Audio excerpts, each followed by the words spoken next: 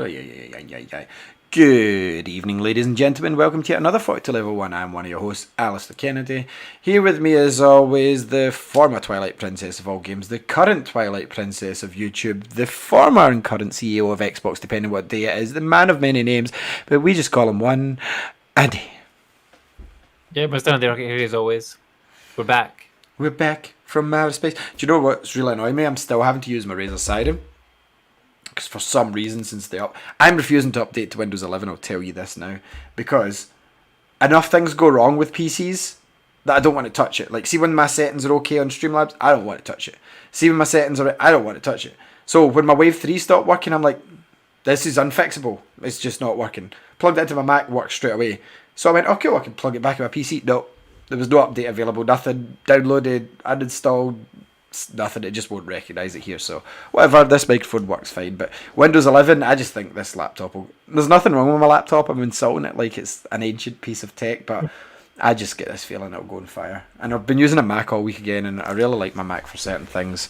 I did miss my Mac when I sold it. It's much better for editing stuff, but yeah, we're back, we're here, we've been playing games. Anyone want to buy a cat? Because I've got two here that are going for sale in a minute. If you jump up there and you're in big trouble. I'll give you a chomp and half a Fredo. Make it half a Tazbar. Still get Tazbars? No, you don't get Tazbars. They're caramel Fredos now. No. Tazbars are not. It's not the same. Do you know what? It's different because just not to sidetrack us too much, but the caramel Fredos. Not to sidetrack us. Have you seen this show before? No, there's more chocolate in a caramel Fredo than there ever was in a Tazbar. Because remember, a Tazbar had loads of caramel in it. Yeah. And the chocolate was really thin. But the caramel Fredos are more like a Galaxy. It's like a Dairy Milk caramel. Like, it's like That's thicker chocolate. Yeah. That inside it. It's shit. Tazbar's fucking so much better. Tazbars were the best. I seen Opal Fruits again. Fucking Taz. Seen Opal Fruits again, and I don't care what anyone says. I think it's a different recipe they use for Opal Fruits, because I bought a packet of Starburst and a bag of Opal Fruits the other day, and I was eating them side by side, and it wasn't mental. I was literally like this one. I took them and I mixed them, like I unwrapped like two of the limes. They looked the same, mixed them out. They tasted different. I couldn't tell you what one was what, but they did taste different. I'm pretty sure that there's a different recipe. Sure. I don't know. It's been years since I had Opal Fruits or Starburst, to be fair. So.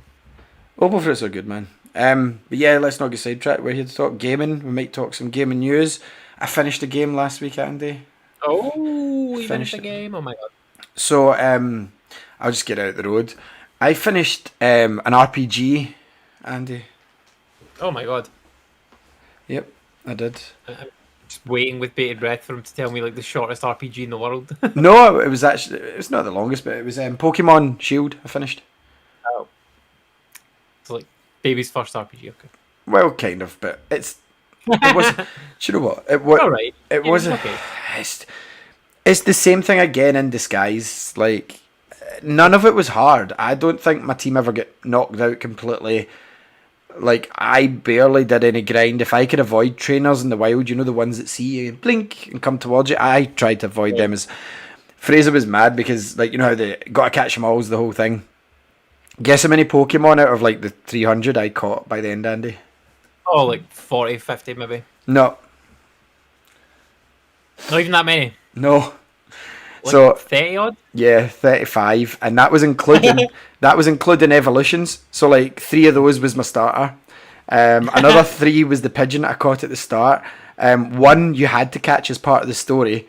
So I basically caught a team of 8 Pokemon and played the entire game with them. One of them as well was my Pikachu from Pokemon Let's Go that you transfer over at the start. You know how I allowed you. Cool, yeah. So what was your favourite Pokemon out of the Pokemon in the game? Do you know what the my starter, the fire rabbit wasn't terrible. He ends up getting this cool, like, I don't know if he's a football rabbit, but he had this move where it was like he kicks a ball of fire, he like punts it at them, and I just spammed that at the enemies. Yeah. Like they did. See, at the end, it was just like I was ready to win, like, because obviously you go around your gyms, you get your badges, yada yada. There was only one Pokemon game that changed it, and I really should go back and play it because I did enjoy it. It was it Sun and Moon on the Right. three? Yeah, it was Sun and Moon on the 3DS, and they changed it up so it wasn't like gym leaders. It wasn't like badges, and then it was like quests and things you had to go and do, and island challenges and stuff. So it was a bit different. But this one's back to the old formula, and once you've beat them, you have to kind of fight like your other rival trainers in the Pokemon League, like you do in the other ones. And then it's like to extend it, it's like, okay, so now you have to go to this big, huge tower here. Why? Oh, because you know how we've been saying this guy is going to do something bad, and he's done nothing all game. Yeah, well, he's doing it right now. Why? Well, we realised the game was a bit short, so off you go. So you had to go up one of those Now you're lifts. covering up the fight for us. So, so you have to go up one of those lifts, that stops every few floors, and you have to fight. But it wasn't even hard because it healed you after each battle, and you had a friend there, one of your pals is there. And then you get to the top, and you fight another guy, and then you go back to the league, and you fight through all the gym trainers again. It's like, why do I need to fight these guys in the league when I've got the badges to say that I've just beat them all? Like, I couldn't understand that. Why am I fighting them again? I get my rivals, like after you've got all the badges, fight your rivals, but then fighting the gym leaders again, I was like, no.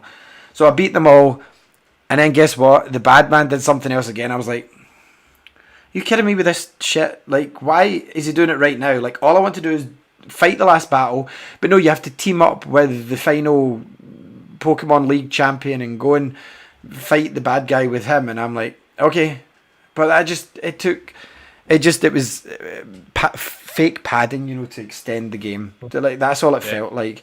And I definitely stand by my statements I made at the start when I bought this game, because I did buy this game day one digital. I think this was a 3DS game that they extended by tweaking the graphics, adding in the wild area in the middle, so that it could feel like it was justified for Switch. Because I think before this didn't have the wild area, and it would have worked absolutely on 3DS, because the wild area is kind of it's the bit in the middle that joins all the areas, and it's a wide open world. You know what it is, obviously, and it's kind of Breath of the Wild light in a way, and it's quite fun. If the whole game was like that, it would be much better, but unfortunately it's not. It's just a lot of towns again, town to town, and like there wasn't even any like difficult parts to it. Like in the old Pokemon games, I remember a bit where you had to go to the haunted mansion and solve a puzzle, like, and I'm talking Pokemon Red and Blue, because Andy, this is the only other Pokemon game I've finished outside the originals, is this one. It's the only one I've completed. So those are the only ones I finished. Like, I finished Pokemon Yeah. Blue. They One had, I've ever beaten. they had the best Pokemon. That's when, like, they made 151 creatures. They all look good. So yeah, in the original, you had that. You had like the island where the house was on fire and stuff, and you had to solve mysteries, and you had to go to the science lab, and then you had to fight the gangster, and you had to go to the safari park, safari zone, and all this. See, in this, there was none of that. It was just like, go to this town. That's how annoying my cat is. Go to this town. Go to this town. And I'm like, okay, what do I do? Just go to fight the gym leader. Is there anything in my way? No. Okay. So I just go forward then. Yeah, you pretty much just keep soldiering on. And I did that. And I finished it. I think it maybe took me 40, 50 hours, because they're long-ish RPGs, even though they're simple. But it looked fine. I think I will enjoy the one in January. Like, there is something about Pokemon I want to say I do like, but I can't say it's the main games. Like, Yeah. I went back to this because, like, sometimes I'll get the urges, going, I've got a backlog for about 6 years now. I need to finish something. And I was like, I've put 25 hours into Pokemon. Why can't I just go and finish it? So I did. I probably won't go back and do the season pass content ever. Because I bought obviously. Did you buy it? Yeah, because that was during my phase of I need to buy the season pass and Ultimate Edition for everything. I'm past that phase now, but if anybody listened to the show for a while, you'll know that if a game came out that I was hyped for, I would have to buy the season pass, the gold edition, the pre-order edition, and then it would be in sale 2 months later. And now I'm kind of by that. I think Game Pass has kind of squashed that for me now. But yeah, I probably won't ever play this again. I've already deleted it. Like, the fact that I collected like 35 Pokemon, and realistically I would say you can take away like, what's 8 times 3 or 8 times 2, you can take away 16 of them just from evolutions, right? And then add another 4 from like ones that were given to me in the game, like by characters that still count for Pokedex. So like I said, I caught a team of 8 and just stayed with those guys. I mean, I finished the game with the Meowth. Like, you know Meowth, the cat? Yeah. He was in my team when I finished the game. So was Pikachu. Unevolved. I mean, I'll be fair to it. Some of the Pokemon design are better than the generations that had like the bin bag and the ice cream cone. Yeah. Like I know those Pokemon still exist, but the new designs I've seen in this, some of them are okay. I mean, turtles, variations on horses, deers, things like that. That's all fine. Crow with the suit of armor. Do you know that's actually a cool fucking Pokemon? I like that thing. So it was like in the old games, it was like Pidgey, Pidgeotto, and then Pidgeot. And this one, it was like Crow 2 and Crow 3, I don't know their names. But it basically, as it levels up, it looks like a badass big fucking black crow that's got like a mad suit of armour on. It was really cool. So I did enjoy using that. That was quite a strong Pokemon by then, so stick with it. But yeah, I would love to say I enjoyed it. But I didn't. I was more just pushing through it. To get it out the road. I'm glad I did. So I think I've got one more game and I've done my 12 for this year. Am I wrong? You must be there or thereabouts. Maybe that was your 12. I don't know. I'll need to double check. I've got the list. Checking the back chat. Check the back chat. No, I've got my list in here. Yeah, that was my 12th game. So I have done 12 games now. So I'm in. So just 2 Soulsborne games to complete, Alex? Easy. A couple of weeks to do it. Yeah, easy. So yeah, like there are a few games that I know I could go in and just beast to finish, but see the way my mind works now is I might as well just save them for next year's list and just finish them at the start of the year to get a head start. Like Guardians of the Galaxy, I could easily blast through that. I'm just going to save it for a few weeks.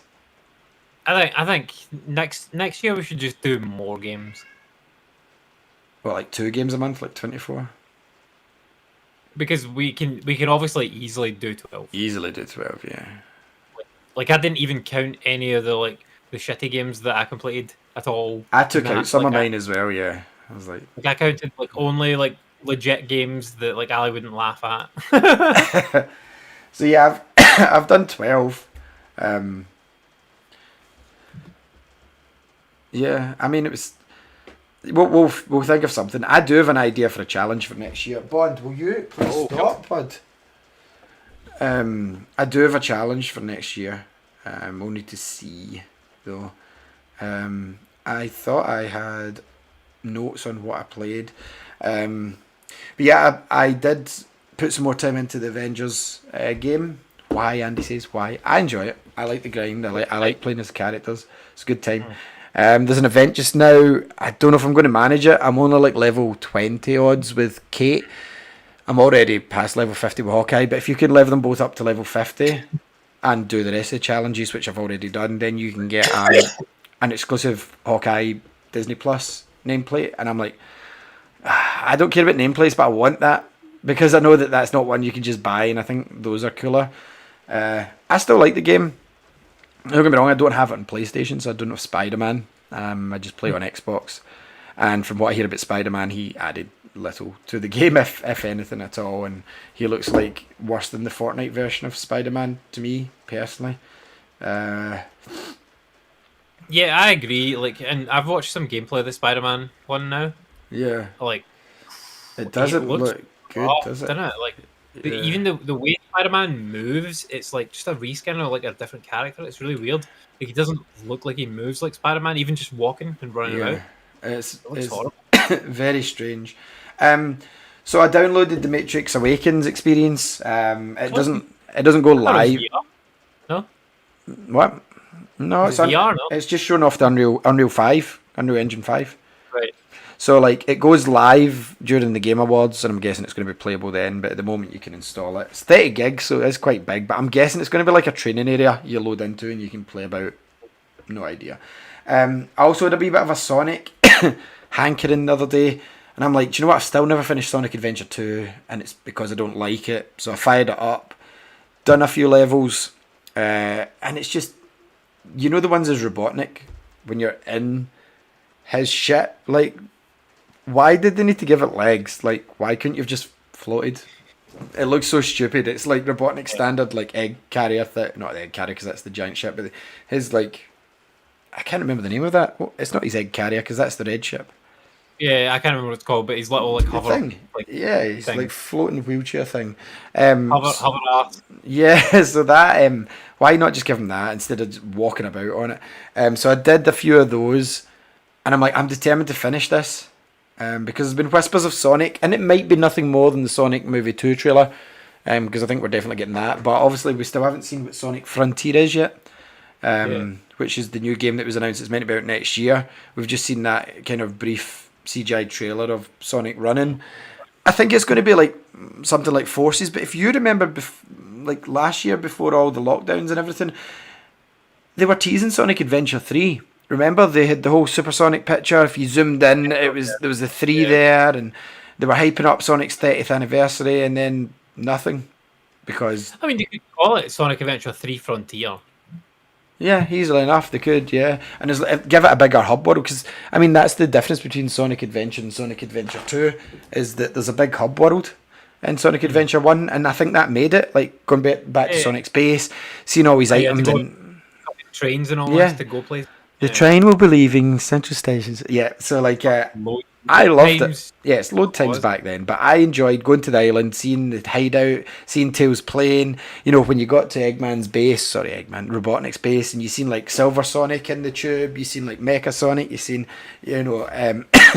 all those sort of things are really cool. So I would like to see it. Also, it's been 4 years, nearly 5. Where's Mania 2? Like, where's Mania 2? Surely that could have been done in 4 years, even since Christian Whitehead's left now. Surely someone could have made that by now. But hey, all they've told us is Sonic Origins. That's the only one, and Sonic Frontiers is coming. Sonic Origins is basically, it's not, the cool thing is it's not emulated. This might not mean much to people, but emulated versions are compressed, obviously, and they're stretched or shrunk. These are like native versions for the current gen consoles, and I think PS4, Xbox One as well, more than likely. And by the sounds of it, we're getting Taxman's versions of Sonic 1 and 2, which are cool because they're like director's cuts. They've got all the new features. You can swap out. You can add in the spin dash in Sonic 1. You can like add in the drop dash. You can add Knuckles to Sonic 1, and that's without plugging in the cartridges and stuff like that. And Sonic 3 and Knuckles is finally coming, and I'm excited to see it. However, I've got a feeling that we're going to lose the soundtrack. It's going to be the PC soundtrack. Remember, they changed that out because of the whole Michael Jackson... Sorry, I mean Michael Jackson definitely didn't work in Sonic 3. He 100% did. But that's the reason with the hold up with that game, I reckon. And I don't know why they've never done it before, because when it came to the PC version, they changed the soundtrack. They just went, okay, here's new songs. And they're not terrible, but it's not the songs that I remember, like for Ice Cap Zone or anything. So it is what it is. So on the Sonic theme, Andy, I played Sonic Adventure 2. Don't really like it. Played Sonic Unleashed as well, because I had that. It came up in backwards compatibility. I bought it years ago. I don't like that game either. Playing as the Werehog just slows shit down, and like climbing and maneuvering with the Werehog is not accurate or fun whatsoever. Like you're climbing up a post like Mario does, and Mario can flip off the top like an Olympic diver. This fucking brute of a thing just like throws himself into the abyss every second jump. So yeah, I've never played that one or Sonic 06. Never played either of them at all. Sonic 06 was kind of like Sonic Adventure 3. Like, even though it was hated, there's parts of it that were good. I'll say that. And the other game I played was Sonic Generations, which, do you know what? That game's overrated.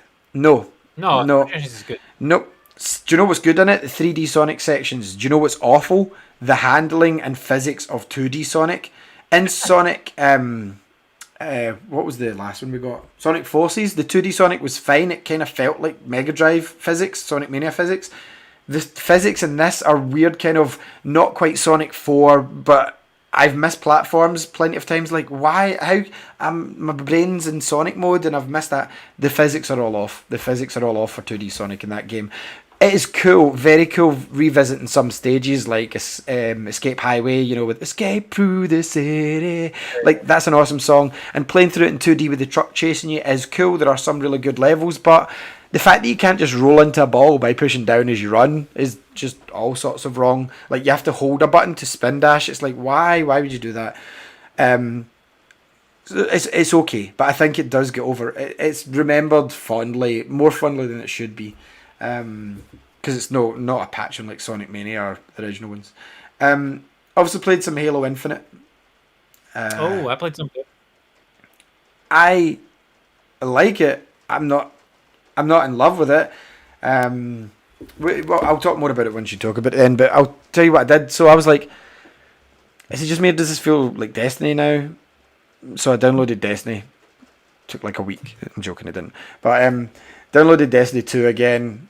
I fired it up, and Destiny. No, Halo Infinite's far better controls than Destiny. Like the mechanics are so good in it, so much better. I even played Halo 5, and I'm like, do you know what? I like the mechanics in Halo 5. Halo Infinite's just nailed it. Like this is the evolution that we needed. It feels like classic Halo, but it's fast enough that modern gamers can play it. Like you've got the slides, you've got the conventional tropes of FPS games in the current era. And like it makes Destiny 2 feel dated, and I thought Destiny 2 was a pretty decent shooter. I had to delete it. I was like, do you know what? I'm not even having fun in this. Like the enemies in that are the enemies in Destiny are far. They're just bullet sponges. It's not fun. It's just like shoot. Okay, I'll hide behind here till my shield gets back up. At no point in Destiny, even though you're like a Spartan or whatever you are in it, you don't feel cool. Like you're just hiding till your special loads up and then unleashing it and then hiding again. So it's like, no, I want to go in and punch aliens in the face. I want to like unleash a full clip and be like, are you going to die or not? And then the alien dies. I don't want to unleash a full clip and go, okay, I've got to go and find some more ammo before I can shoot you again. Can you just stay there? So yeah, I'm not going to play Destiny again. I don't think it's really for me. But Halo Infinite, the campaign's out tomorrow over here at 6 o'clock at night. Solo only, but they said what was it, May next year before they're unlocking co-op. So I can't wait that long to try it out. From what I'm hearing, the reviews, it's going to be worth playing by the end of the year, because if it's as good as they say, it could be a game of the year contender. And a very people are saying this year's been empty. I'm disagreeing. This is the year when we've had things like Metroid Dread, Monster Hunter Rise. You know, like I disagree wholeheartedly. Halo Infinite. What they mean is it's been empty on PlayStation. Yeah, but other gamers but other gamers have had games to play. Forza Horizon 5, you know, all these things like Switch and Xbox has been plenty, so I'm fine with that. So yeah, apart from that, I didn't really play all too much. I did pick up the NBA game, Mandy, in a sale. It's fine. I'm not getting into it too deep because remember last year I ended up spending way more than the game itself on virtual players. Yeah, not going to do it again. So I'm treating it as a pick up and play game, and I probably shouldn't have bought it, but I think it dropped to like £20-30, and I'm like, that's acceptable for the next gen version. I'll just grab it. And I played a bit of it. It's more basketball. Like I don't feel the graphical jumps in sports games anymore. Remember in the PS3 era, you would see the graphical differences each year. I think at the moment with the engines that they're currently using, they've hit their peak. And obviously it takes time to move on to a brand new engine. Even the engine they're using on the next gen versions isn't too far away from last gen's version, to be fair. The courts look shinier, but it plays the same. NBA is good, it's full of content. If you like it, grab it. So yeah, it's mostly a Sonic-y kind of week, but I've been in a kind of mood to get back into Mass Effect 2, and I'll talk more about why later, but I want to play through that game. Do you know what I realised, Andy? We've finished the exact same amount. I looked at your list. We finished the same amount of games, but do you know the reason why you've got 3 more? Because you'd already finished the Gears of War But games. I finished and Mass Effect. I finished Mass Effect 1 this year as well. Yeah. And I finished the same Gears of War games as you, so we're neck on neck for that, even though you've finished a Souls game. But yeah, I was like, why is Andy got so many? I'm like, oh, Gears. Oh, I can't put Gears Judgment. Oh, Gears 3. Oh, I can't put Gears 3. Oh, Mass Effect 1. Oh, I can't put Mass Effect. So yeah, those I also did finish those games. But yeah, I want to get back to Mass Effect 2. I'll speak more about that later on in the show. But that's pretty much all I've played. And I know I've waffled on and probably lost this half the audience. So that's -1. So like, I'll let Andy speak because my voice is going to go and I really need it for tomorrow. I'm going to go and get some throat medicine, and when Andy talks about Halo, I'll jump on, speak again. So yeah, so I played the finale of the fucking season 2 or chapter 2 or whatever it was, a fortnight, and it was really shit. Like some of the other ones I've had quite a lot of fun with, like doing the Galactus end of season event and that, but like this one was terrible. Like it was so boring. It's just like there's a woman in the sky, shoot her. Some things will come and shoot them. Like it didn't feel like any different from like jumping into the like there's these bubbles on the map, there was these bubbles in the map in Fortnite where you could jump in and you could shoot these sort of cube monster things. And it didn't feel any different from shooting them, except for the fact that like even if you're killing things, just more are coming. And eventually you get sucked up into like sort of into space basically. And a portal opens and the 8 spaceships come through and then the map flips. And it lasts like 10 minutes and you just feel kind of deflated by the end of it and you're just left sitting looking at your character just like floating attached to a piece of driftwood in the sea. And it was just really shit, honestly. But supposedly, like the new season is good. I have not played it yet though. But yeah, I did not finish the battle pass for that season of Fortnite. Which shows you how much I enjoyed it, Ali. Even though I played a lot of Fortnite, I was not particularly engaged to finish the battle pass to get Carnage. Like I don't like Carnage is okay, and like the skin that they did for it wasn't that good, so I wasn't that interested in getting that anyway. But they've got Spider-Man in the new one; it looks kind of interesting with the swinging mechanic and things. So I'll check that out next week.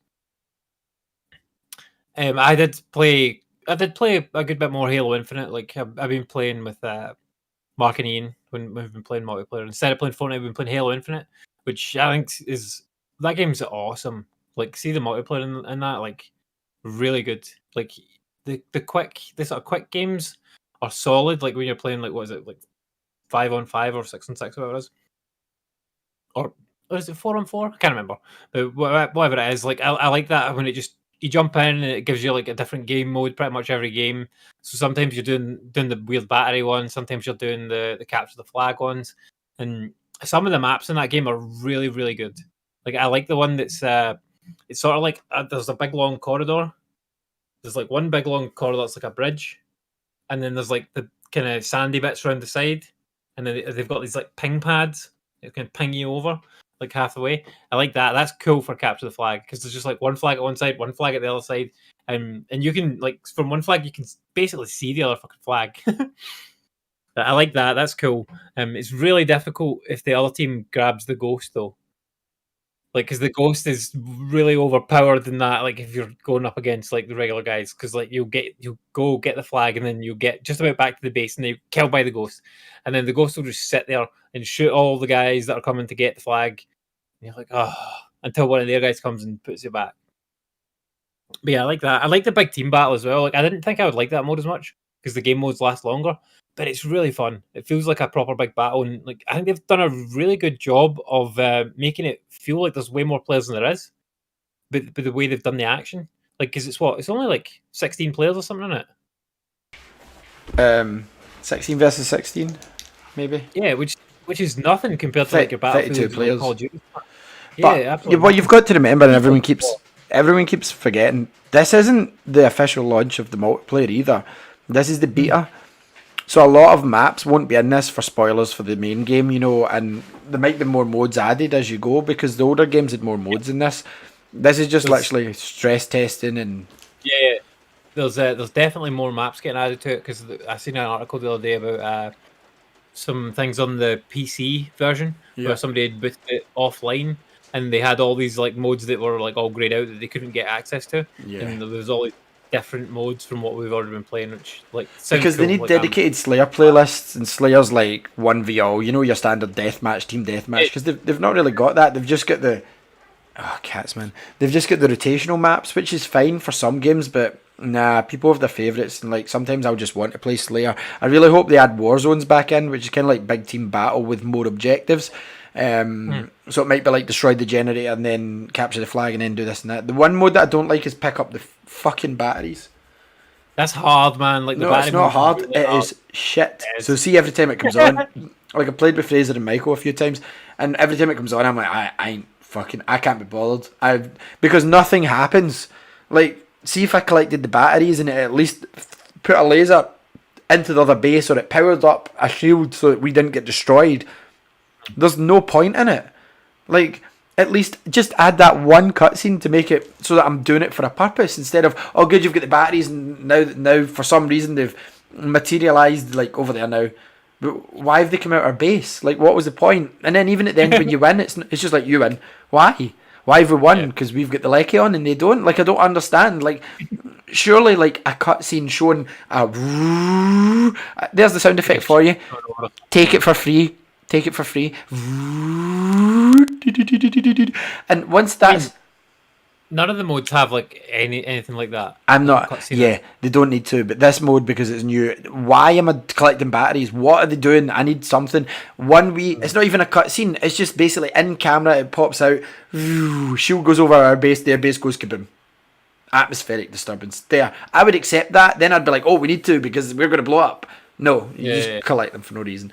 But it handles really well. I actually like Oddball. Oddball's quite fun. Oddball's good. Really good, yeah. And I never ever liked those modes. I never ever liked I can't remember the name of the... Was it Oddball before? Whatever it was, basically, like, you pick up the skull and you play it. It wasn't... It was called something else. But I can't remember the name of it. That mode's been in other games. We played that quite a lot in Splitgate, and it was a lot of fun, and, like, the Halo mechanics are better than Splitgate, and the maps are better, so... yeah, really, really fun. We did one the other night where I think... Because you have to keep it for, like... What, 2 minutes or something? 50 points worth or something, maybe, or 2 minutes, yeah. Yeah, like I kept it for like a minute and a half. Yeah, I enjoyed that. Like just running about and hiding from things. Like obviously you can't really do anything with the ball apart from hit people with it when they get too close to you. There was one map we managed to get all 4 of us, so our team was 4. It's 4v4, and it was me, Davis, Fraser, and Michael. And it's the one, I can't remember the name of it, but you've got an outside and the main building in the middle. And on the outside, there's kind of like these platforms, and I had the ball, and if somebody threw a grenade and blew me up, one of the other guys that was standing shooting would grab the ball, and the other 2 would shoot, and the other person dead would run there, and we were kind of just defending that. That worked really well. I've had some beasting... I love Capture the Flag in this. I don't like Capture the Flag in any other game. Any other game, but in this, I love it. I think... Did I not play Capture the Flag with you? Did we not have a couple of games of Capture the Flag with Fraser last week? Yeah, probably did, yeah. Yeah, and I had some fun with it, man. Like, I'm quite good at Capture the Flag. I'm not exactly pro, but I find that I can capture the flag and manage to get it to base most of the time, or I can get it... It's annoying when you get it to your ramp and one of the other guys sends the flag back. You're like, no! Because the problem... It's better playing with friends because there's so many folk in these modes that they don't play the objective. They're just shooting everyone, and it's like, the whole point is getting the fucking flag. Like, the kills in this don't make a difference. So anyway, Fraser was more concerned about getting his ranked and stuff like that, and I'm not interested in ranked modes or competitive modes in this. I just like the standard game modes I always have in Halo. But I know what's going to happen with this game. I was speaking to Nelson the other night, and he agrees. I says, do you know what? I'm going to love Halo. And he was like, yeah, me too. I goes, I'm going to play a lot of Halo probably over Christmas. He went, yeah, me too. And I goes, and see in January when they announced Splatoon 3, I'm going to drop Halo like a sack of shit. And he goes, yeah, me too. Because every Nintendo fan that loves Splatoon, like Ian loves Splatoon more than me. Like, he's hundreds of hours into that game. I'm excited for Splatoon 3, and I hope they fixed it. I don't care if it's the exact same game, as long as they give me a party system and give me XP to level up properly. They won't give me a party system. They might. No, but see, even if they don't, do you know what? Splatoon's such a nice game to play. You know it's good fun. And I've got... In my head, they've not announced anything. It's March. It's going to be in March. They're going to bring that game out in March. They showed gameplay like 3 months ago. They're like, look at it. Like, they've had since the Switch launched to make this game, because Splatoon 2 was technically just a tweaked Splatoon 1 with a few different maps. With a campaign, basically. Yeah, it wasn't really a campaign. Like, they added a campaign as DLC later, you know, but where you went into the sewers. But they had the bosses and stuff like that. It was... Well, some of that was fun, like the toaster that you had to go up the side, you had to paint the side and go... Yeah, some of that was fun and intuitive, but you get it for the multiplayer, like Splat Zones, like... So that's exactly what's going to happen with Halo. And I know it's one of like Fraser's favourite games and stuff, but I've never been that huge on Halo. I was more on Gears, and I've sickened myself of Gears. Don't get me wrong, I'll play Gears 6 when it comes out, inevitably, but at the moment I have no interest in Gears. But that's because me and Andy finished like 3 of them at the start of the year. We finished off like Gears 2, Gears 3, Gears... 4. 4? Oh yeah, because we finished Gears 4 as well, didn't we? Yeah. Yeah, and then we started Gears 5, and I'm like... I think we nearly finished Gears 5 as well. We did. We got quite a chunk into Gears 5, and then I went, I'm not playing this game now. But yeah, like, I've no big ties to Halo. None. I think the story's boring. It's always about aliens and a rogue AI. Like, nothing exciting happens. Yeah. And when stuff exciting does happen in the story, like Luke Cage has to hunt down Spartan Locke, people go nuts. People go insane and go, oh no, you can't do this, you can't do, no, not my Spartan, he's not my John. It's like, but in Halo 2, the one that all you guys love, yeah, we love that. You played for an alien for fucking half of the game. Yeah, this is different. It's like, fuck off, fuck off. Like, and then Halo 4, they at least tried different environments.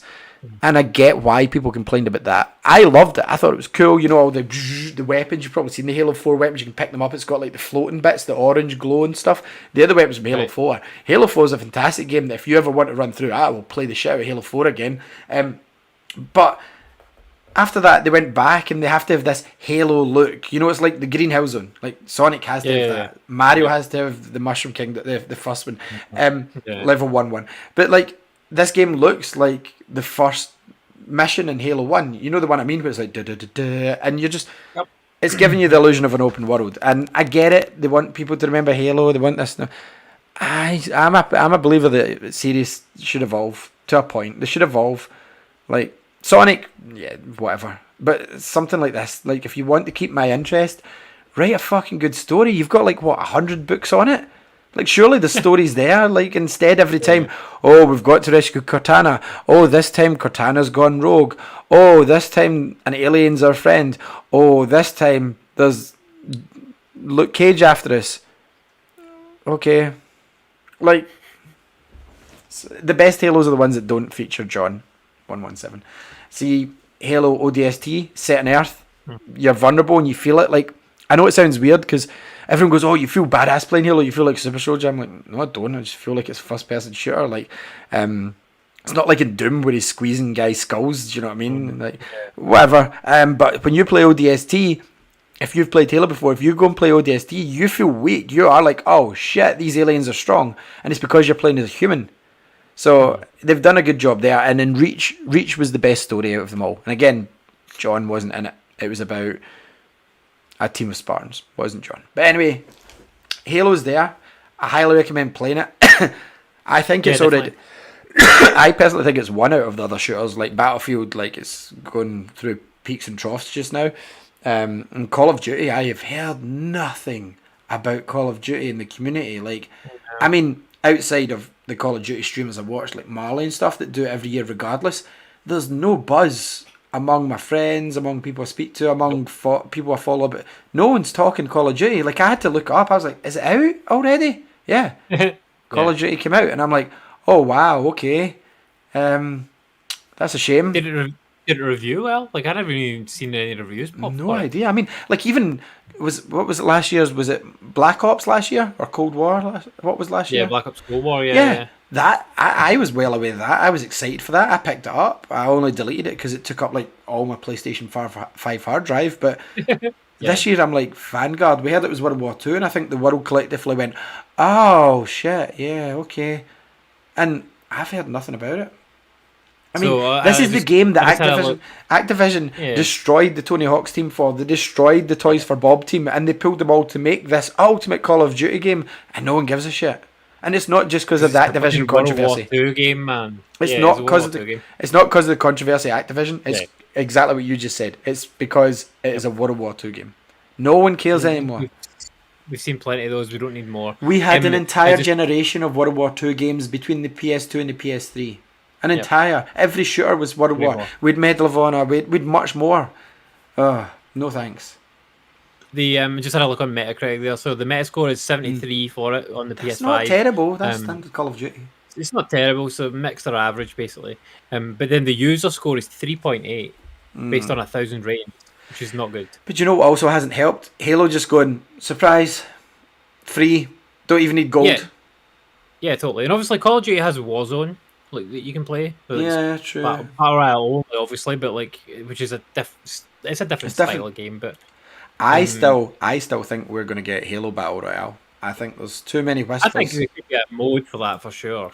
Yeah. It might not be 100 v 100, but I could definitely see 50, like 25 v 25, sort of 100%. Because I've just got this feeling. It's going to be called Spartan Drop. I'm putting it out there. I've just got this feeling. I can see me sitting in one of those helicopters and jumping off. And I don't think you're going to need a parachute because Spartan's that badass. I think you're just going to land with like an Iron Man punch. Yeah. But yeah, So yeah, Halo's really good. It's free. Recommend to everyone to check out. if you've Like got an the Xbox, mechanics yeah, are the mechanics are really well. Maybe if you have a PC, play PC as well. write some letters in between your correspondence. Sure. PCs Yeah, are it's not. really good. Anyway, Um, have you played anything else? Do you know what's coming this week, Andy? The Game Awards is this week. Are you excited about the Game Awards, Andy? when is the Game Awards? Like this weekend, I think. Ugh, not really. Why are you not Are you excited? I'm not excited. So I've been voting in them, like when the votes are coming up for, there's the popular Yeah, category or whatever it is. the polls. Like Yeah. I've been voting in that polls. Like I voted for Metroid Dread. I voted for Guardians of the Galaxy. I voted for Life is Strange: True Colors. The other games I did not vote for, because you can, in the first round you could choose up to 10 games, and I picked 3, and then in the second round I picked 2, because Life is Strange: True Colors did not get through, which is Why? upsetting. Why do you think nobody's excited about it this year? Really? Like normally, folk are like, Game "Oh, the Awards. game." Every year, the Game Awards is the one to watch. It's better than E3, and this year it seems like everyone's like, Do you think it's I because think he tries to make it an event and he adds in like concerts and crap that no one wanted to see? no, I think that it's just a general sort of, like, people are just fed up this year, like in general, Yeah. like of everything, like of all the nonsense going on in the world. It's been a shit year, and people don't want to see this glitz and glam event. They're like, cool. It just reminds me of like things that I can't or haven't been able to do over the past year or 2 years. Unless Like I you're don't a think people. Tory MP and it's Christmas. Oh yeah, exactly. We But are yeah, the so I don't police. think. That's, Like I will. you know that sketch with I don't know Lemmy if I will. when it's like, what you gonna do about it? We are the police. That's all I seen. See when Boris was wearing the police uniform. We are the police. Yeah. I don't think that. I don't know if I'll watch it live or like Nah. just see the. Maybe I'll just watch Nibble's Twitter feed. That's what I do for every one of them, and you usually slate me for it. But it's weird because when even Andy's not excited for an event, and Andy loves these Game Awards usually, you know that there's. It's just. I think you're right. Like this is like everybody's hangover from last year. Like everybody's hungover from 2020 and it's bullshit lockdowns and everything. They're just like, I don't care. Just release the trailers for the stuff. Just release the trailers. We don't need to Yeah. wait 3 hours to see the new trailer for Halo's TV show. Just put it out today. Do you know what the other thing was? Like when I was going through, because I think I did going through and vote for whatever it was, the nominations or whatever it was. And like when I was going through, there's so many like fucking esports categories and shit in it, like in creators and stuff like that. And like I'm all for having like some of these categories in it, but like when I look See at the the, creator see the stuff, weird I'm thing like, is the creators. A lot of the creators I follow are like, who the hell even is this? yeah, I don't know who any of them are. And like if you look them up, they've got like some subscribers, but like they're not like No. they're not people I would ever vote for. I'm like, There was a guy that I looked skip. up, and like Spawnwave's kind of one of the bigger. I call him an indie streamer. You know how you've got like kind of funny's kind of the stopgap between the big boys and the indies. Kind of funny's kind of rest in the middle. But see, like Spawnwave, he's kind of just under that. Spawnwave's never been nominated, and he's got so many more subscribers than most of these guys. It's like, what the fuck? Why is he never How are nominated? how are these people getting in Spawnwave? Yeah. Because like Spawnwave was in it, I would vote for him. Or like if even beat 'em ups, like I'd fucking vote for him. Like somebody who's like content I have enjoyed at some point or another. Like I would vote for these people. Beat 'em ups Like, was good not- until he changed into PewDiePie for no reason. To be fair, like I've watched more of his very recent content, and like it's Has he toned actually it down again? I think it's kind of come back around. And like I quite enjoyed it. Because for an entire Except- year, I think it was 2019, I gave up on him. I'm like, he's now just doing crazy like things to the camera, and it's like, dude, you were good. You don't need to copy PewDiePie. You had your fan base. You were a Nintendo ambassador. What are you doing? So yeah, I like RGT. I know you don't like RGT85 as much, but I quite like him. I like Dreamcast Guy. I watched him. Do you know what? Because I didn't watch the Spawncast for ages now, I try and watch it every week. I didn't realise Dreamcast Guy was on it until about last year, and I followed Dreamcast Guy and Spawnwave separately, and because Dreamcast Guy doesn't usually name drop like RGT does, like Yeah. I didn't realise they were friends at all. So I like Dreamcast Guy. I don't watch any of the other guys in the show, like Modern Vintage Gamer or Nate the Hate or Miss Click or anyway. I don't watch them. And Spawnwave, I miss his videos of. He does them now and then. Well, I miss his videos where he just takes stuff apart. Like I used to love. That's when me and you first started watching him, wasn't it? It was like Andy, this guy's just taking apart a brand new PS4. Like what the fuck? Yeah. Like, and he's good at that shit. But his videos are now more focused just daily news, and I suppose he's doing it to make a living. Like he's obviously seen that they don't get as much views those older videos. So fair play to him. But He's good at it. Like, but I would vote for Spawn Wave if he was in that category. But like the esports one, I don't know anything about esports, and like I don't recognize any of the team names or anything like that ever pop up, or the individual people. So I'm like, don't know who they are. And I know who 100 Thieves are.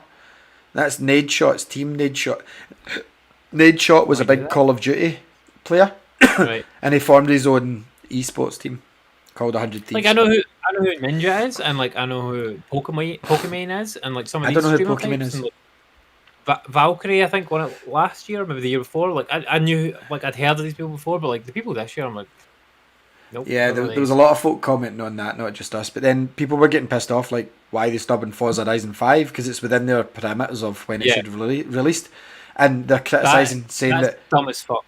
They're dumb saying as fuck that that's not nominated for Game of the Year. Yeah, they're like, why have you not nominated? And they're like, it's because that they only ever put up games that have dynamic storylines, and it's like, but you didn't say storyline of the year, you're saying game of the year.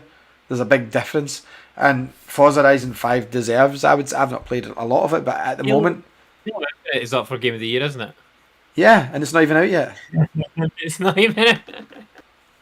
Just funny. So they used to have the cut off, remember, at a certain point in November, December. Yeah. But yeah, it's been extended for Halo. I wonder why. And Forza's been snubbed. It's like, this is bullshit. So a lot of folk are like, I can't be fucked with these. All the guys is going to do is put on a weird, what was it, a weird brass band on stage for 3 hours and then show us one trailer in between. He's doing it again this year. He's getting Sting out. It's like, man, I hated when you had that knob guy that was making a fool of you when this first started. Remember the famous name guy that was drunk and basically calling all of us. It was Joe McHale. It was. Yeah, he's a douche, and he was just calling us all nerds, like as if he was like a bully from the 80s. Like, good for you. You know, he's in Spider-Man 2. Is he? He plays the bank manager in Spider-Man 2. Great. I didn't even notice him in it. That's how insignificant he is. So, yeah, like, he was a douche, but back then, like, it was all about content. Now you're like, we've got Sting coming out. Why? How is he relevant? How is he relevant outside the 80s? Never mind, like, 2021. Like, why are you wheeling him out? Like, at first, I read it. Do you know what? Oh my god. I read it, and do you know what I thought? I went, cool, Sting the wrestler. Yeah, this is going to be great. He's going to announce the AEW game, and I was like, a concert? Why would he be doing a concert? So I clicked the article at that point, and I'm like, is this Sting going to be singing? Oh shit, it's that Sting. What? And I said the same as you. I went, he's still alive.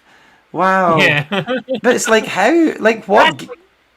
That's like getting fucking Cliff Richard to come and sing. Like, no, these people should not be involved in these like game of the year. Do you know who gamers want? They want Travis Scott. They want Drake. They want things like that. They want dubstep. They want. I don't want those people. I mean the teenagers, 20-year-old crowd. You know, that's their sort of music. Or your friend Mark. Hi. He's not watching this, but like that's his sort of music. You're right. Yeah, you are right. Yeah. So Justin Bieber. Yeah, but that no, maybe not Justin Bieber, but that's their. He likes Justin Bieber. He does, but that's their sort of music. Like, Sting isn't even our generation's music. Like my mum and dad. Mum and dad at a push, and they're not watching this. Not like my mum going, oh, I need to watch Sting's performance at the Game Awards. Oh, like, no. Maybe that's what they're trying to do. They're like, oh, we've already got this audience captive. Like, how can we get their parents captive? Because they're the ones with shitloads of money now. Yeah, no, I've no idea. Like, I get it when they have like the Final Fantasy Orchestra or something like that, but again, I don't want to see it. What I want is boom, boom, world premiere, boom, new trailer, boom, new announcement, boom, world's first. Do you know what? It's on. Is it like 1 a.m? I'm not watching it.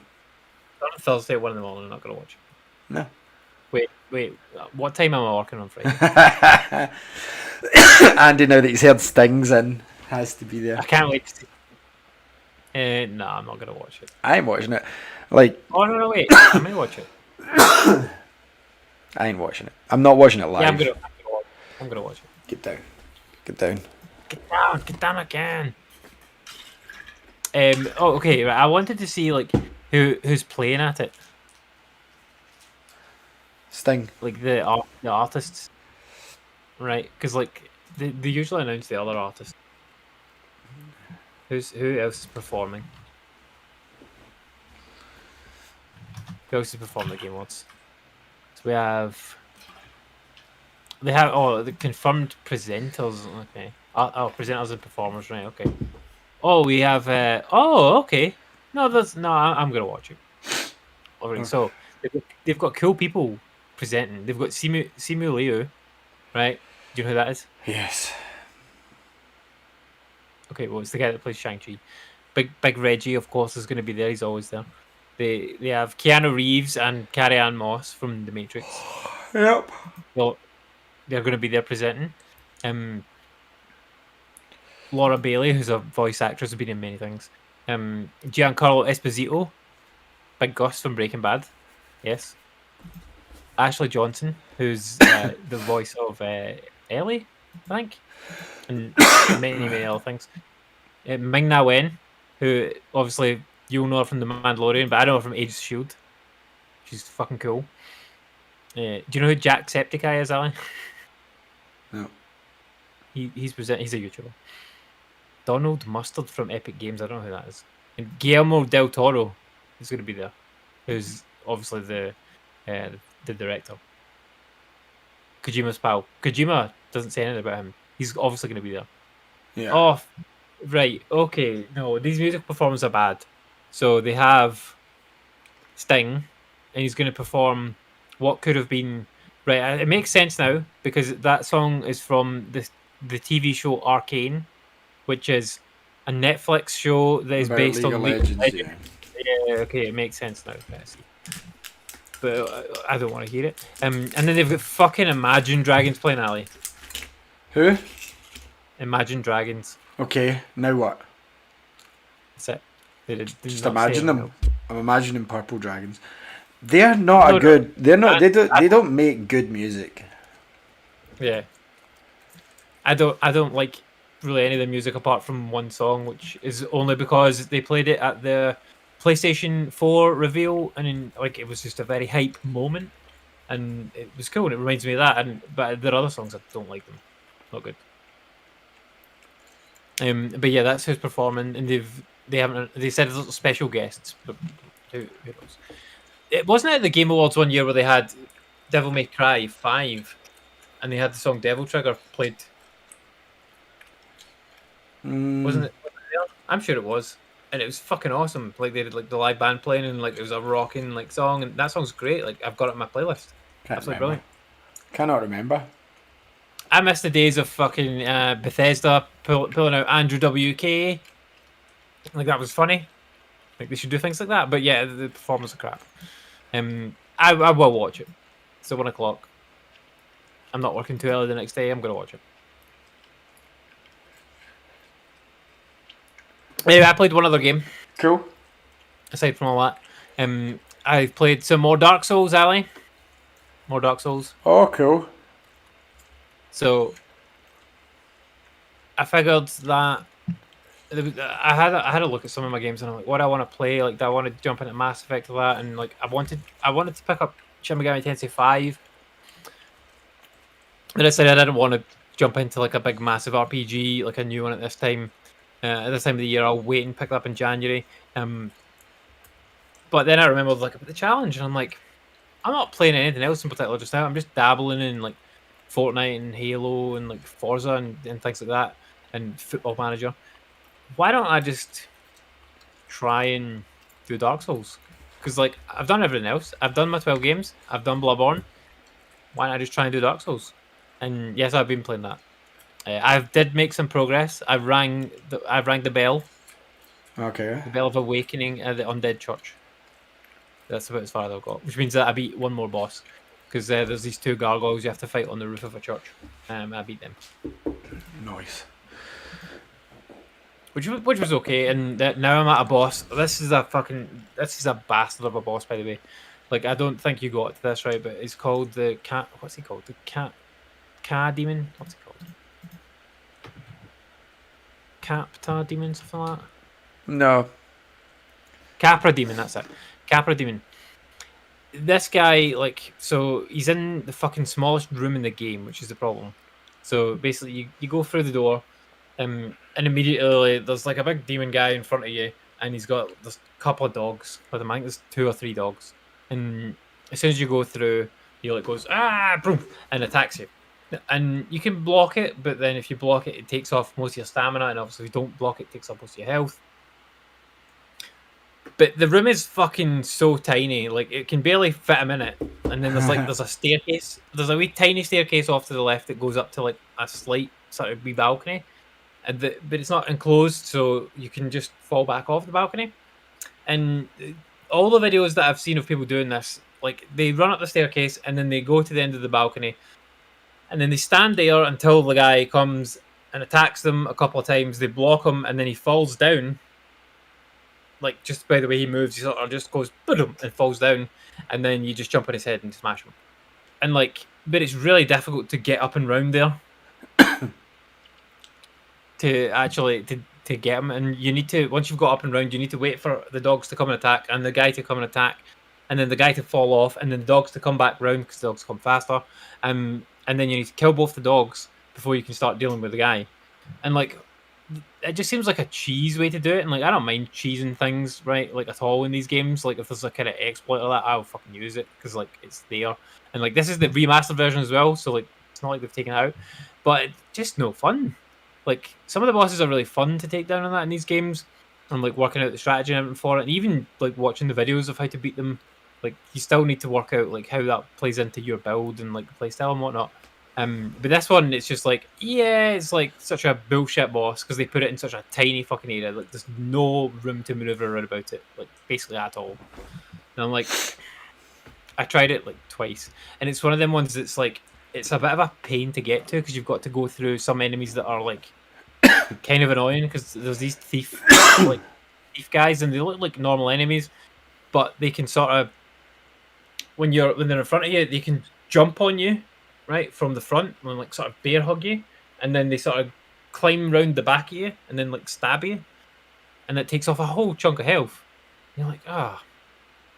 So I need to make sure that I'm going from a kindled bonfire, so I've got 10 Estus flasks, so I can get there okay. Because there's not that many of those guys on the way. There's maybe like 4 or 5, but like, and sometimes if you can get them one by one, they're fine, but because they don't take too much health to take down. But if you get 2 or 3 of them on you, and like one of them jumps on you, like you're fucked and you might die.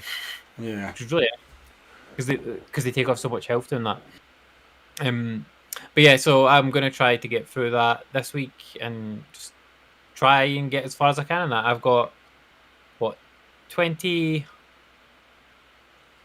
days before the end of the year. there or thereabouts. Yeah, If I chip away at it, like it's possible. it's possible.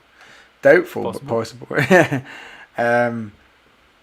Cool. I mean, I did want to talk about one more thing that I've watched this week because we don't normally talk about that, but I invested in a new show called Foundation. It's based on sci-fi. Is it about The Rock? About The Rock. It's based on sci-fi novels from years ago that things like Flash Gordon, Star Wars, Star Trek all took inspiration from. And it was called the Unfilmable series because everything that happened, now obviously we're at a point of technology where it can. I'm on the finale, and the best way to describe this is like Game of Thrones but science fiction. Kind of. So it is epic and it has got some political stuff. Really, really good. And the best thing about it is it's the first time I've seen a show where I'm like, oh, there's that guy from this show. Like, I don't recognise any of them and they're all really good. Like, there's not one character where I'm like, that's a shit actor. Like, not one character is acted badly in this show, which there's at least one bad actor in most shows where you're like, they really need to kill them off or move on. No, this is all good. I don't really know how to describe it without spoilers, but basically there's a guy that does, I cannot remember the name of it, but it's like prehistory or post-history, and he basically, it's kind of like future prediction, and he's used maths to see the downfall of civilization, and there's this dynasty that's been going on for years basically cloned 3 versions of himself after he died, so that at all points There's a young version called Brother Day. No, is it Day? It's called, sorry, Brother Dawn is the smallest one. Brother Day is the middle one and the current leader, and Brother Dusk is the older version. But it's a clone of the same person. So every time Brother Dusk dies, a new young one gets brought in. So there's always three of them at all points, so that you've got the old wisdom, you've got the youth to teach, and the current leader. And the scientist guy, Harry, I can't remember his name in it, but Harry's basically he's predicted or done a formula that proves that this will be the last dynasty, or there's going to be a big downfall, and they don't want this getting out to the people because they've ruled basically the galaxy for all these years. And this girl on this backwater planet, that she's part of a religion she's called Gale, and Gale's figured the maths out, but this planet she stays on is like a water planet, and they've outlawed all maths. She's not like a mermaid or anything. They stay on like floating huts sort of things, and they're like, you can't have maths, it's bad. If you're caught with books, you get like basically drowned. So she ends up taking no, they do. There's one of the last mathematicians in the planet. They tied rocks to him and killed him. It's basically because you know how science can disprove religion mostly. Like they really don't want anybody learning alternative things. They want true believers, as Stan Lee would say, but total fanatics for their cult / religion. And she ends up figuring out the answer to this age-old conundrum, if that's the right word. I can't say conundrum without thinking Countdown. And she gets in contact with him, and that's where everything really kind of kicks off. And basically what the Foundation is, he gets told to leave the planet. This isn't spoilers, this is kind of the first episode. He gets told to leave the planet, but he's allowed to take his followers with him and start their own at the other end of the universe. So he's kind of been banished, if you know what I mean. They know there's no return for him because it's like thousands of light years or ages away from where Earth is. And oh, it's not Earth, sorry. I don't know what the name of I do know the name of the planet. I keep saying I don't know the name, and I do know the names of the planet. Trantor is where the main planet is. Then there's a couple of terrorist attacks because there's like three main factions. The three clone guys are called Empire, right?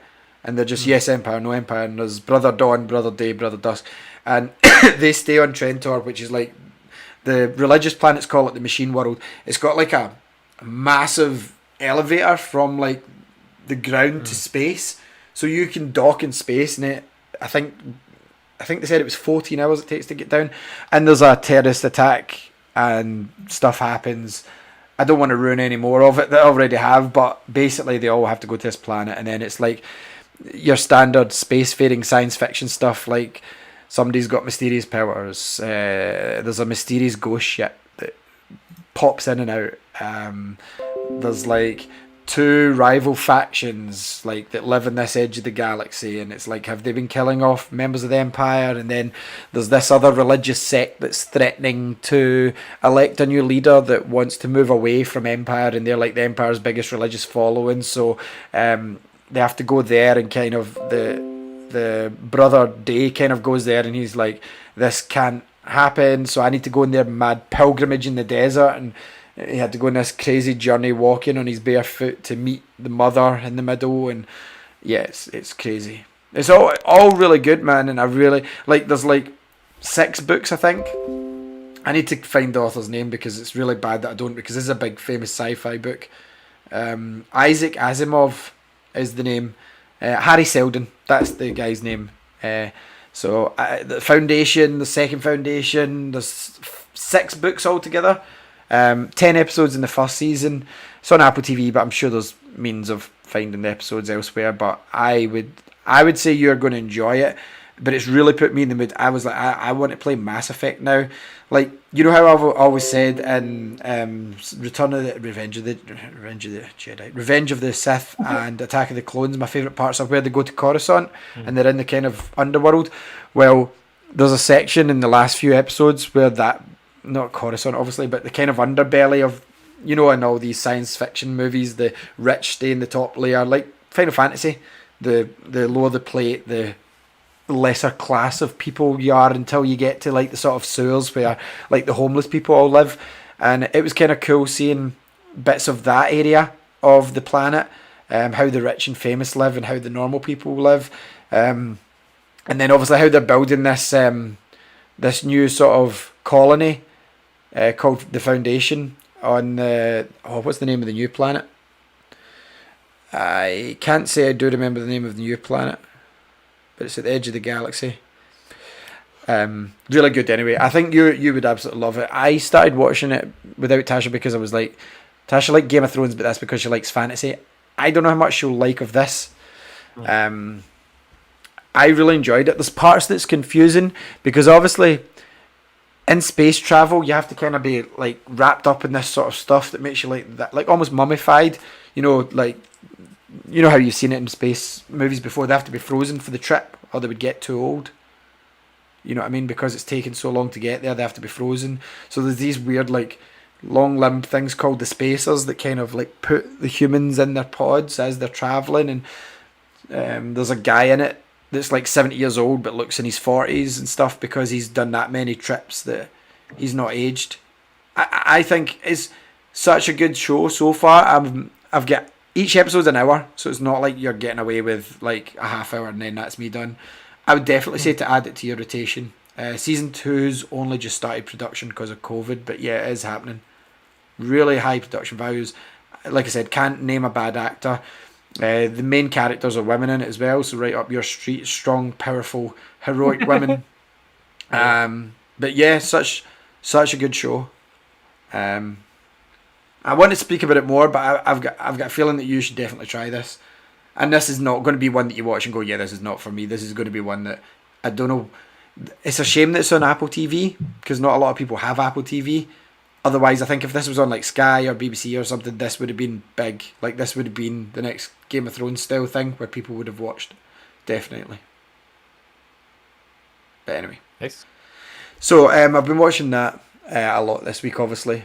I fell asleep during an episode or two, not because it's boring, but just because I've been tired with work. And it's not the sort of show where it's like, oh yeah, here. I'm like, I need to rewatch everything that's just happened. You know, like Game of Thrones could have been because you've missed an entire talking part, and it's like, what went on there then? Okay, guess we're restarting this one. So yeah, I've got the book obviously because I want to read it now that I've watched this. And everything that I've seen about the books are meant to be awesome as well. So if I get into the book, that'll fill in the gap between season 1 and 2. But yeah, really enjoying it. And obviously The Witcher's out next week. You've got Cobra Kai season 4 in a couple of weeks' time. You've got Boba Fett in a couple of weeks' time. This is a good month. Like, I don't remember December usually being as good for TV. I think they've done it a couple of times. Like I think last year December had good things. But I think that was more because of the pandemic stuff like that. People, not delays. I think it was more like they held some stuff back a little bit. Because so people would stuff to watch. Well, not that. I think it was more because like people weren't going to be going out on all the nights out that they would normally go on at this time of the year. It's the same this year. And I think the same this year. Like they know that there's going to be a pretty much a good captive audience. Like, they've got the viewership. Whereas normally they're like save that for the spring. If it's not ready for October, save it for spring. Whereas now, like, I'm looking forward to the TV at Christmas, and I'm not just talking about Christmas TV. It's like what? Like, when is it out? Like, Cobra Kai's out, what, New Year's Eve? The 29th. Boba Fett's out the day after. The Witcher season 2 is out next week. It's like, there's 3 giant shows. Like, I don't know that I'm going to have time to watch any of them this year, to be honest. But the early part of next year for me, like, I'll watch them. Oh, I will watch all of it. You're not going to watch The Witcher next week? It's out like 13th.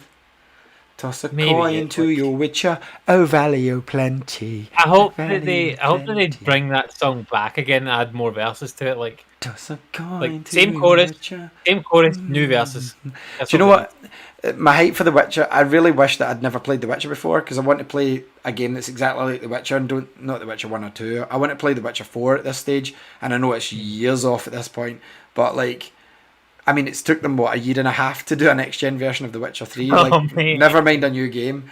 But I want to play that, so I don't know what I'm going to get into. I want to play a big fantasy game that doesn't feel like a turn-based RPG. That's not Skyrim. It has to be like The Witcher. Like, I don't know if Kingdoms Amalur is the right one because I'm feeling if I jump on that, it's going to be dated. I don't think they've changed it enough. I think that was very closed areas, disguised open world. No, I'm going to have a look about Because I want to play an epic with decent story and I've got the game for you. It's not going to come out this year, but next year it will come out. Breath Breath of of the the Wild Wild 2, yeah, I know. But I want something like that just now. I want like something like that just now.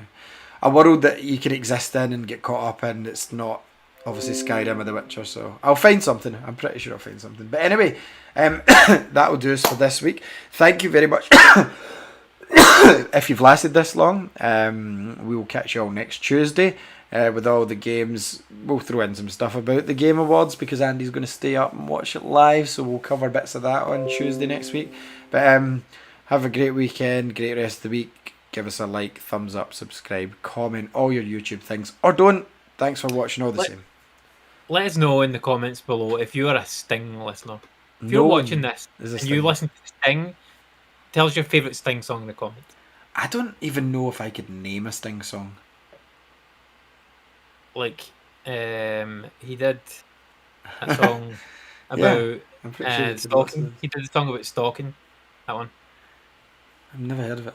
But like this is what I mean. Like Phil Collins is similar. I can name Phil Collins songs.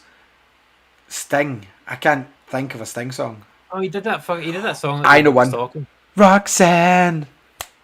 That was him. Yeah, Sting the Police. There's one. Great. That's my favourite Sting song. What's that song called? Because Machine Head covered it.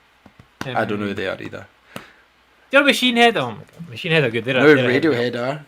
Anyway, Radiohead. They've got a game. I'll on let PS5. you know next week what that Sting song was called. I can't think of what it is at the top of my head. Cool. So yeah, let us know your favourite Sting song and tune in next Tuesday to hear the name of Andy's Sting song. What a great way to get folk to watch Andy. Bye. Bye bye. Bye. Sting fans.